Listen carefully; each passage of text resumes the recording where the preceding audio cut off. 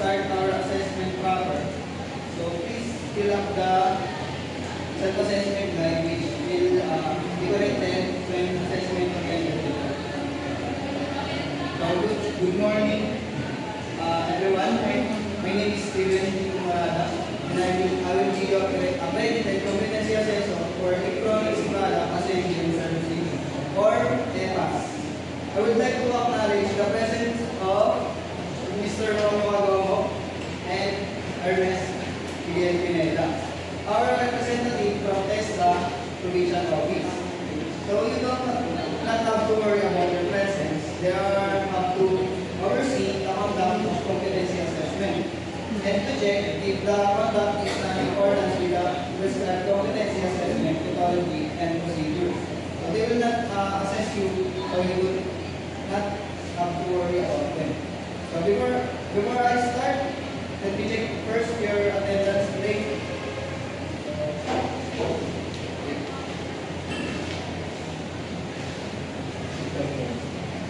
When I call your name, please present me your admission slip and so start for January.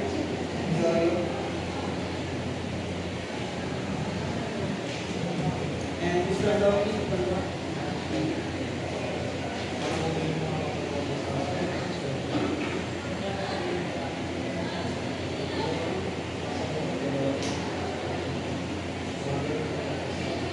so I have with your accomplished assessment guide. So this is indicator that you know and can perform all the units of competency enumerated in this qualification. So today I'm going to administer competencies assessment for electronics product assembly and servicing. It is a qualification level with the core incident. So let's start.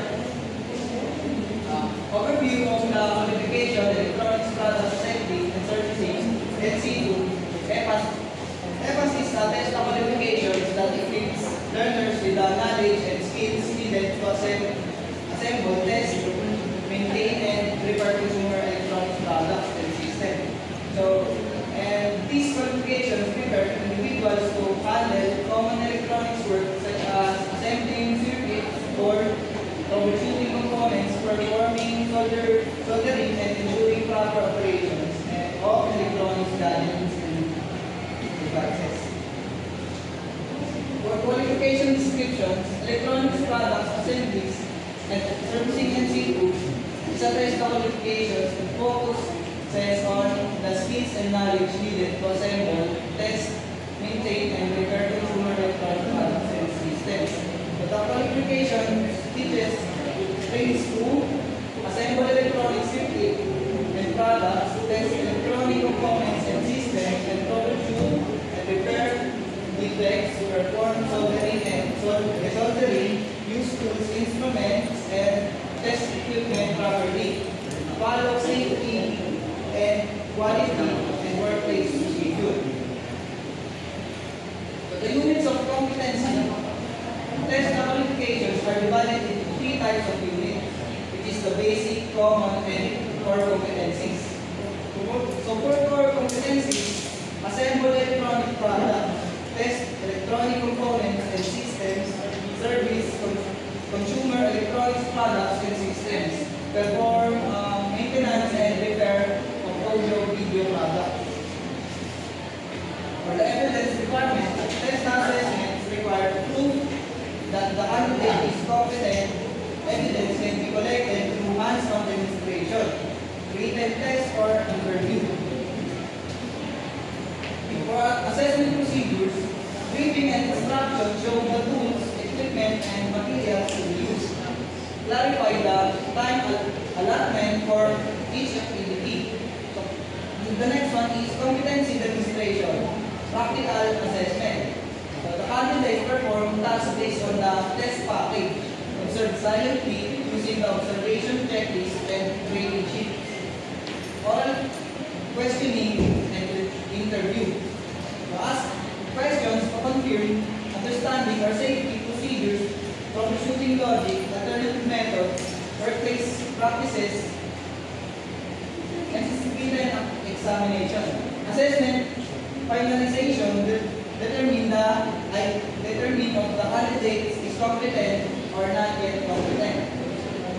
Next is feedbacking, and the last one is documentation and insurance of results. And code results in CARS or CARS. Candidate signs the result and attendance sheet, submit all documents to the test assessment center, handle documents confidentially and securely. And for the assessment rules and policies, so integrity and fairness. No coaching, no training, no bias. Same instruction for all candidates. The second one is confidentiality. Keep result private. Do not discuss candidate's performance with other candidates. The third one is no unauthorized assistance. Candidates must perform tasks independently. The fourth is compliance with time. No extension unless for power outage or emergency. The next one is professional conduct. Treat all candidates with respect. They work easy. The last one is grounds for termination. Unsafe behavior, violation of rules, dishonesty, or cheating. Now for safety reminders, the first is personal safety, where required PPE like gloves, goggles, apron, or shoes. Tie long hair, avoid loose clothing and accessories. The second is electrical and electronic safety, useful with proper handles and insulation. Never touch the light circuits with bare hands. The third one is workplace safety. Keep the workstation clean and organized. Maintain safe distance from others while soldering or using tools. The next is emergency procedures. Immediately report accidents or hazards. Disconnect power during emergencies. The last one is health and hygiene. Avoid working if feeling dizzy. Weak or unwell wash hands before and after work. So this is our assessment floor plan. So the candidates work stations, assessment area, assessor observation area, tools area, safety and waste area, and material area. I will now distribute the CAAS or competency assessment agreement sheets. Please read the instruction carefully and answer all the questions outlined in the document. So if you need assistance, I will be more than willing to assist you.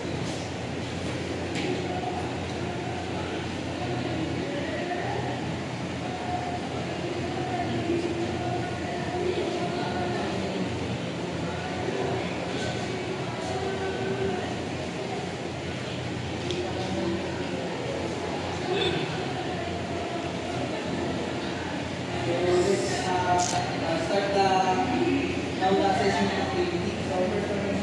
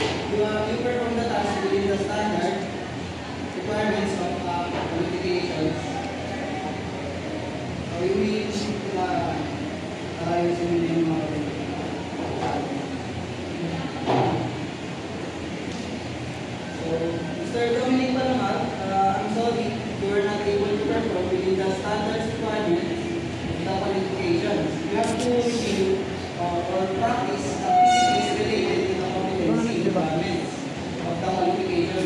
Further, you come back after a month for reassessment or when you are pretty confident enough that you have to acquire the competence. So don't worry, you will only be assessed on the part of the activities that you were not found to be not yet confident.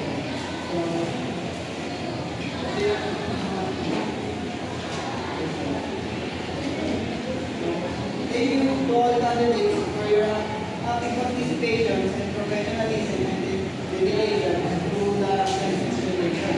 For your effort, committed to quality training and evaluations are extremely appreciated.